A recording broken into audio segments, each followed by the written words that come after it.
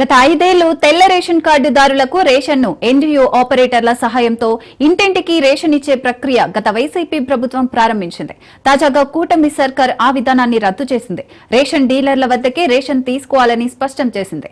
ఈ నేపథ్యంలో రాష్ట్ర వ్యాప్తంగా ఉన్న రేషన్ డీలర్లు ఏమంటున్నారు? రేషన్ డీలర్లకు ప్రభుత్వం ఎలాంటి రూల్స్ పెట్టింది? రేషన్ డీలర్ల మనోగతంపై మరింత సమాచారం మా ప్రతినిధి సౌమ్య అందిస్తారు. జూన్ 1 నుంచి కూడా ఎండిఓ ఆపరేటర్లను ఆపు చేస్తూ ఏదైతే గతంలో రేషన్ డీలర్స్ ఏ విధంగా అయితే రేషన్ పంపిణీ చేసేవారో అదే విధంగా రేషన్ పంపిణీ చేయడం కోసం ప్రస్తుతం ఆంధ్రప్రదేశ్ కి సంబంధించినటువంటి కూటమి ప్రభుత్వం నిర్ణయం తీసుకుంది. అయితే ప్రస్తుతం రేషన్ డీలర్లు కూడా నిర్ణయంతో హర్షం వ్యక్తం చేస్తున్నారు. ప్రస్తుతం వీళ్ళందరూ కూడా జూన్ 1 నుంచి యథావిధిగా విధులను నిర్వర్తించడం కోసం సిద్ధంగా ఉన్నారని చెప్పచ్చు. అయితే గతంలో ఉండేటటువంటి ఎండిఏ ఆపరేటర్లు ఇంటింటికి వెళ్లి రేషన్ ఇచ్చేటటువంటి పరిస్థితి అయితే ప్రస్తుతం వీళ్ళ ఉన్న దగ్గరికే గ్రామస్తులందరూ కూడా వచ్చి రేషన్ తీసుకోవాల్సినటువంటి పరిస్థితి. మరి దీనికి సంబంధించి ఎలాంటి మార్పులు చేశారు? ప్రస్తుతం ఏమైనా సరే కూటమి ప్రభుత్వం ఇంకా ఏమైనా కొత్త విధానాలు గైడ్ లైన్స్ వీళ్ళకి చెప్పింది అవన్నీ కూడా ఒకసారి తెలుసుకోవడం కోసం ప్రస్తుతం మనతో పాటు రేషన్ డీలర్స్ అందరూ ఉన్నారు. ఒకసారి వారితో మాట్లాడదాం. సార్ చెప్పండి, గత 40 ఏళ్లు కూడా మీరే రేషన్ ఇచ్చేవారు, కానీ జగన్మోహన్ రెడ్డి ప్రభుత్వం వచ్చిన తర్వాత ఎండిఓ ఆపరేటర్లు ఇచ్చేవారు, మిమ్మల్ని అయితే స్టాక్ దీని కింద లెక్కించడం జరిగింది. అయితే ప్రస్తుతం మళ్ళీ మీ విధులను పునరుద్ధరిస్తూ కూటమి ప్రభుత్వం నిర్ణయం తీసుకుంది. దీన్ని ఏ విధంగా చూస్తారు? చాలా సంతోషదాయకమైన విషయం అమ్మా. మొన్న 20వ తేదీన మరి కేబినెట్ తీసుకున్న నిర్ణయం నిజంగా మాకు మా రేషన్ డీలర్ 29,700 మంది రేషన్ డీలర్ కుటుంబాల్లో వెలుగులు నింపాయమ్మా. మరొక విషయం ఏంటంటే మేము ఒకటే బాధపడ్డాం. మేము గత 40 సంవత్సరాలుగా ప్రజలతో ఒక సత్సంబంధాలుగా యూనిటీగా మేము ఒక గ్రామంలో ఉండి మేము ప్రజా పంపిణీ వ్యవస్థలో కీలకంగా ఉండేవాళ్ళం. అలాగే ఈ రోజు ఎవరైనా ఏ వ్యవస్థ నుంచి ఎవరొచ్చినా మా గ్రామంలో గాని మా ఇంట్లో గాని ఏ గ్రామంలో గాని ఒక కలెక్టర్ ఆఫీస్ నుంచి రాని కార్యాలయం నుంచి రాని ఏ పని మీద అధికారులు వచ్చినా భోజనం పెట్టేది డీలర్ల కుటుంబం మాత్రమే ఆ ఊర్లో. మరి అటువంటి వ్యవస్థని ప్రజల నుంచి దూరం చేశారు గత ప్రభుత్వం. ఎండి వ్యవస్థను తెచ్చారు, కరెక్టే. ఎండి వ్యవస్థను తేవడం ఆ ప్రభుత్వ సిద్ధాంతం అవ్వచ్చు, కానీ కరోనా వంటి మహత్కరమైన పరిస్థితుల్లో మా రేషన్ డీలర్ కొంతవరకు మేము పనిచేసాం. ఆ రోజు సంవత్సరాలు నెలలు చేసిన తర్వాత ఎండి వ్యవస్థను తీసుకొచ్చారు. కరోనా వంటి విపత్కర పరిస్థితుల్లో మా కుటుంబ సభ్యులను కూడా మేము విడిచిపెట్టి అప్పుడు మీకు కరోనా వస్తే ఆ బ్యారికేడింగ్ కూడా ఉండేది. ఎవరు చనిపోతే తల్లి చనిపోతే కొడుకు వెళ్ళేవారు కాదు, తండ్రి చనిపోతే తల్లి వెళ్ళేది కాదు. అటువంటి విపత్కర పరిస్థితుల్లో ప్యాకింగ్ చేసిన మరి ఉచితంగా ఇచ్చిన సరుకులు ఆ రోజు జగన్మోహన్ రెడ్డి గారి ప్రభుత్వం మేము ఇంటికి తీసుకెళ్లి ఇచ్చామమ్మా. ప్రతి రేషన్ డీలర్ కూడా వాళ్ళ భార్య భర్త పిల్ల పాపలతో ఈ రోజు మేము కరోనాకు కూడా భయపడకుండా మేము పనిచేసిన రోజుల్ని మమ్మల్ని మరిపించి ఎండి వ్యవస్థను తెచ్చారు. సరే, ఎండి వ్యవస్థను తెచ్చారు కరెక్టే, కానీ ఎండి వ్యవస్థ వచ్చిన తర్వాత రూల్స్ అనేవి మరి రేషన్ డీలర్కి దీనిగా తయారైందమ్మా ఈ రోజు. ఎందుకంటే రేషన్ డీలర్ వ్యవస్థలో ఎండి వ్యవస్థ వచ్చిన తర్వాత మేము స్టాకిస్టులుగా మమ్మల్ని అక్కడ పోల్చారు, జీవో ఇచ్చారు. స్టాకిస్ట్ అంటే అమ్మా వేలు డబ్బులు డీడీలు మేము తీయాలి, వేలు అది ఎంతమనే కందిపప్పు అవని ఇంకోటవని పంచదార అవని ఏదవని డబ్బులు మావి, రూమ్ రెంట్ మాది, కరెంటు మాది. ఇంకొక రకంగా ఇంకన్ని ఏదో సామెత చెప్పట్టు సొమ్ము ఒకటిది సోకు ఒకటిది. ఆ రకంగా మా దగ్గరకు వచ్చి తూక వేసి మళ్ళీ మేము ఎమ్మెల్యేస్ పాయింట్ నుంచి మాకు ఎలాగొచ్చిందో సరుకు అలా తీసుకెళ్లే వాళ్ళు కాదు, మళ్ళీ మేము తూక వేసేవాళ్ళం.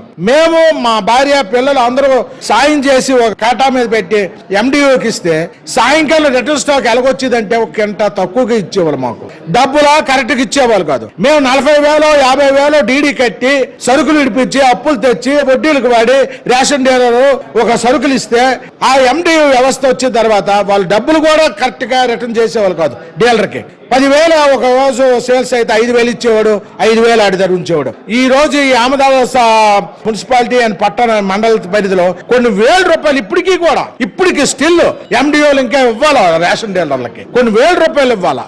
కానీ అదేవి కూడా ఏ ప్రభుత్వం పట్టించుకోలేదు, ఏ అధికారి పట్టించుకోలేదు. మరి మా గోడు ఎవరు ఇచ్చుకోవాలో మాకు తెలియక మరి రేషన్ డీలర్లు అందరూ క్షోభకు అనుభవిస్తున్న ప్రస్తుత పరిస్థితుల్లో మరి కూటమి ప్రభుత్వం వచ్చిన తర్వాత మా కష్టాలను చూసి, మా యొక్క కన్నీటి వెదలను చూసి, మా యొక్క నష్టాలను చూసి ఈ రోజు ఈ ప్రభుత్వం మా మీద దయ చూపింది. నిజంగా మా 29,700 రేషన్ డీలర్ల కుటుంబాలందరం కూడా ఈ రోజు మేము కూటమి ప్రభుత్వం రుణపడి ఉన్నాం. ఎందుకంటే 4,000 వెళ్ళేది కాదు. ఈ రోజు కొంతమంది ఈవేళ మేము పేరుకే రేషన్ డీలర్లు కొన్ని వ్యవస్థల నుంచి డిగ్రీలు చేసి కూడా తల్లిదండ్రులు వాళ్ళు చేతుల నుంచి మళ్ళీ రేషన్ డీలర్ అంటే ఒక గౌరవప్రదమైన వ్యవస్థని ఉద్యోగులకు కూడా మానేసి రేషన్ డిపో మీదే బతికిన కుటుంబాలు ఈ రాష్ట్రంలో 75-80% ఉన్నాయమ్మా. అటువంటి కుటుంబాలు కూడా క్షోభ అనిపించే ఈ 5-6 సంవత్సరాలు నిజంగా చెప్పితే కంటెంట్ నీళ్ళు వస్తాయి కొన్ని వ్యవస్థలో. అటువంటి కుటుంబాలు కూడా ఈ రోజు ఈ వ్యవస్థ మళ్ళీ మన చేతికి వచ్చి మేమేదో అవినీతి చేసి తినేస్తామని ఇది కాదు. మాకు మళ్ళీ ఏంటంటే ఒక సంతోషకరము, మళ్ళీ మాకు సంబంధాలన్నవి ప్రజలతో ఏర్పడ్డాది. మళ్ళీ ప్రజలతో మేము కలిసి పనిచేసే ఒక మహత్తరమైన కార్యక్రమం పథకం మళ్ళీ మాకు ప్రవేశపెట్టారు.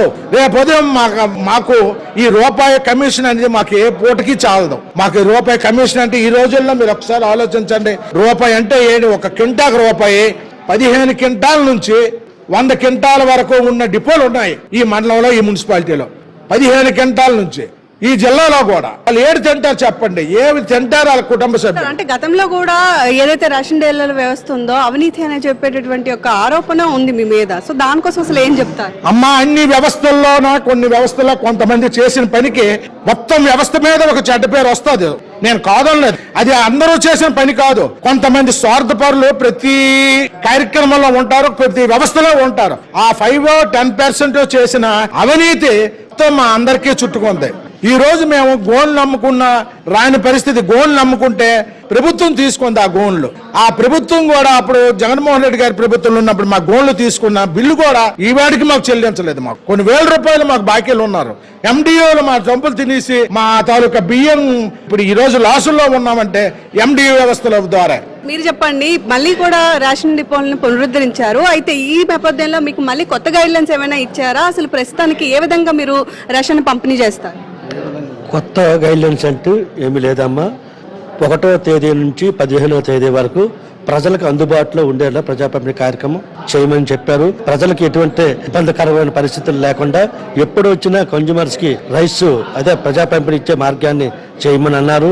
అలాగే గత 40-50 సంవత్సరాలు ఉన్న గైడ్లైన్స్ ఇప్పుడు కూడా ఉన్నవి, కొత్తగా ఏమీ మారలేదు. కాబట్టి ఈ ప్రభుత్వం వచ్చిన తర్వాత మా బాధలు కష్టాలని చూసి ఒక దర్యాప్తు చేసి మళ్ళీ ప్రజా పంపిణీ వ్యవస్థ డీలర్లకి అప్పు చెప్తే బాగుంటుందని ఒక అన్వేషణ చేసి ఈ కార్యక్రమం మళ్ళీ ఎండి వ్యవస్థ రద్దు చేసి ప్రజా పంపిణీ డీలర్ల ద్వారా ఇవ్వాలని ప్రభుత్వం నిర్ణయించింది. గతంలో మీరు రేషన్ ఇచ్చేటప్పుడు కొన్ని రకాలైనటువంటి సరుకుల్ని కాస్త సరసమైన ధరలకు ప్రజలకు అందించేవారు. మళ్ళీ ఇప్పుడు అలాంటి పరిస్థితి ఉంటుందా? ఉండొచ్చమ్మా. అప్పుడు రాజశేఖర రెడ్డి గారు సీఎం గా ఉండేటప్పుడు, తర్వాత చంద్రబాబు నాయుడు గారు వచ్చినప్పుడు విలేజ్ మాల్ అనే ఒక కార్యక్రమం, అంటే జాయింట్ కలెక్టర్ అంటే ప్రభుత్వ తాలూకా జీవో ఆదేశాల ప్రకారమే విలేజ్ మాల్ అనేది ఒక డిపో దగ్గర అమ్మేవాళ్ళు. ప్రతి వస్తువు మీద ₹1-2 డీలర్ కమిషన్ వచ్చింది. ఆ కమిషన్ తో ఆ రూమ్ రెంట్ లో ఏదో అడ్జస్ట్మెంట్ అయ్యేది, సరిపోయేది, తక్కువ ధరకు ఇచ్చేది. అలాంటి కార్యక్రమం ఇప్పుడు కూడా ప్రభుత్వం నిర్ణయిస్తుందని మేము అనుకుంటున్నాం. మీరు చెప్పండి అమ్మా, ఇప్పుడు ప్రజలకైతే చాలా వరకు మీ దగ్గరికే వచ్చి తీసుకోవాల్సినటువంటి పరిస్థితి ఉంది. కాబట్టి చాలా మంది బెడ్ రీడన్స్ ఉంటారు, లేకపోతే ఇంటికి పరిమితమైన వాళ్ళు ఉంటారు. సో అలాంటి వాళ్ళందరికీ ఏమైనా గైడ్ లైన్స్ ఇచ్చారా? మీరే వాళ్ళకి తీసుకెళ్ళి ఇవ్వడం కానివ్వండి, లేదా వాళ్ళు కూడా మీ దగ్గరికి రావాలండి? లేదండి మేడం, మేమే వెళ్ళి తీసుకెళ్లి ఇవ్వాలని రూల్స్ పాటించాలి.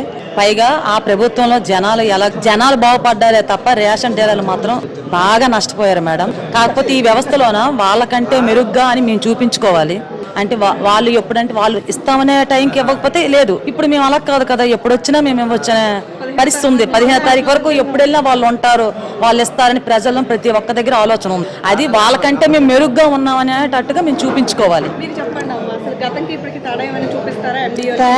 తేడా చూపిస్తారు మేడం. అతను వ్యాన్ పెట్టినప్పుడే వెళ్ళాలి.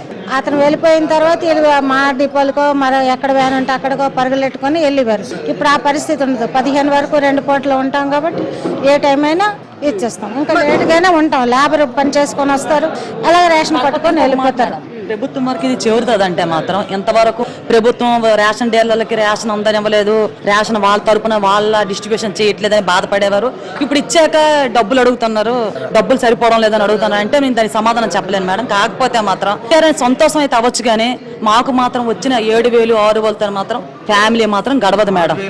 చెప్పుతున్నాను, ఎవరికి ఎంత కమిషన్ వస్తుంది అనేది, ఎవరికి ఎంత కమిషన్ వస్తే మాత్రం 2,000 రావచ్చు, 3,000, దానివల్ల కుటుంబం మాత్రం గడవదు కదా. కాకపోతే దేని పట్ల కొంచెము మాకు ఎంతో కొంత ఎగస్ట్రా ఇచ్చేటట్టుగా కుటుంబాలని కొంచెం నిలిపేటట్టుగా మాత్రం చేస్తారని మరీ మరీ కోరుకుంటున్నాం. అది ఎండియూ వ్యవస్థ రాకముందు మేము రేషన్ షాపులు చేసాము. అప్పుడు కూడా ఓల్డ్ ఏజ్ పీపుల్ని, బెడ్ రీడ్ పీపుల్కి మేము ఇంటికి తీసుకెళ్లి రేషన్ ఇచ్చేవాళ్ళం. మమ్మల్ని కూడా చాలా అభినందించారు వాళ్ళు. అయితే ఈ ఎండియూ వ్యవస్థ వచ్చిన తర్వాత డీలర్లందరూ చాలా బాధాకరమైన పరిస్థితులని చాలా ఎదుర్కొన్నాం సమస్యలు. మాకు ఇప్పుడు చాలా హ్యాపీగా ఉంది. కానీ మా జీవన భృతికి కలిగే మాకు శాలరీస్ కానీ కమిషన్ కానీ పెంచాను. కూడా మీకు సాలరీ సిస్టమ్ లేదు కదా, ఒక రూపాయి కమిషన్ లెక్కనే రూపాయి కమిషన్ ఇస్తున్నారు. మాకు కమిషన్ బేసిక్ పెంచినా శాలరీస్ ఇచ్చినా మాకు చాలా ఇంకా ఇప్పటికన్నా ఇంకా ఆనందకరంగా మేము చాలా పండగలా చేసుకుంటాం. గ్రామ స్థాయి నుంచి మీరు చూస్తున్నారు కాబట్టి ఇప్పటి వరకు నిన్న మొన్నటి వరకు కూడా ఇంటి వద్దకే రేషన్ తీసుకెళ్లి ఇచ్చేవాళ్ళు. అయితే ఇప్పుడు మీ వద్దకు రావాలి కాబట్టి అసలు గ్రామ స్థాయిలో వాళ్ళు అగ్రీ అవుతున్నారు. ఎండియూ వ్యవస్థ ఉన్నా సరేనమ్మా, ఎండియూ వ్యవస్థ ఉన్నా బయోమెట్రిక్ ఫెయిల్యూర్ కి మేమే ఇచ్చేవాళ్ళం వీఆర్ఓ గారికి పిలిచి. మరి వాళ్ళకి 21,000 శాలరీ ఇచ్చినా వాళ్ళు ఏమైనా ఒక్కరికైనా బెడ్ రీడ్ పర్సన్ ఒక్కరికైనా ఇచ్చారా? వాళ్ళు ఒక్కరికి కూడా ఇవ్వలేదు. ప్రతి డీలర్ కూడా బయోమెట్రిక్ ఫెయిల్యూర్ వీఆర్ఓకి పిలిచి మేమే అందరం ఇచ్చేవాళ్ళం. డీలర్లు అందరం చాలా కష్టంలోనే ఉన్నాము. అందరం కష్టపడ్డాం కానీ ఎవరికి తగిన ప్రతిఫలం దొరకలేదు. ఇప్పుడు ఈ కూటమి ప్రభుత్వం వచ్చాక మాకు మంచి రోజులు వచ్చాయని మేము గర్వంగా భావిస్తున్నాము. మాకు కూడా జీతాలు పెట్టినా ఏది పెట్టినా మేము చాలా ఆనందంగా ఉంటాం. అది మన షాప్ మా ఆంధ్రప్రదేశ్ మండలం ఈశ్వరపేట గ్రామం, షాప్ నెంబర్ 17. నాకు 20 క్వింటాలు అలాట్మెంట్ వస్తుంది. 20 క్వింటాల్లో 17 క్వింటాలు 16 క్వింటాలు సేల్ అవుతుంది. వలస ఉన్న వాళ్ళు వేరే దగ్గర తీసుకుంటారు. ఈ 1600తోని మా ఫ్యామిలీ పిల్లల పిల్లలతో మేము ఎలా బతుకుతాం, ఎలా బతకగలం, ఎలా చేయగలం? అందుకు మాకు ఏదైనా జీవనోపాధి జీతం కానీ శాలరీ కానీ కమిషన్ కానీ ఏదో రకంగా మాకు పెంచకపోతే మేము డిపోలో చేయడానికి అవకాశాలు. రైట్, చూస్తున్నారు కదా ప్రస్తుతం గవర్నమెంట్ ఏదైతే ప్రకటించిందో మళ్ళీ డీలర్ వ్యవస్థను పునరుద్ధరించడం, దాని మీద హ్యాపీగా ఉన్నప్పటికీ కూడా మాకు సాలరీ బేస్ లేదనుకుంటే కమిషన్ అయినా పెంచాలి లేదా మా కుటుంబాలను కూడా పోషించుకునేటటువంటి పరిస్థితి ప్రస్తుతం లేదు అని చెప్తున్నారు. అయితే అంతేకాదు గతంలో కూడా గత 40 ఏళ్ళు చూసుకున్నట్లయితే విలేజ్ మార్ట్ లాగా చెప్పి చాలా సరసమైన ధరలకే బియ్యంతో పాటు ఉచితంగా సరసమైన ధరలకి సరుకులు కూడా ఇచ్చేవాళ్ళం. మళ్ళీ అదే విధానాన్ని మళ్ళీ 2 నెలల్లో పునరుద్ధరించడం కోసం ప్రభుత్వం కూడా ప్రస్తుతం అంగీకరించింది కాబట్టి ఈ వ్యవస్థను కూడా మళ్ళీ మేము తీసుకొస్తాం. మళ్ళీ ప్రజల్లో మా యొక్క బలాన్ని చాటు చెప్పుకుంటాం అని చెప్పి డీలర్లు అయితే మాత్రం అందరూ హర్షం వ్యక్తం చేస్తున్న పరిస్థితి ఇక్కడ కనిపిస్తుంది.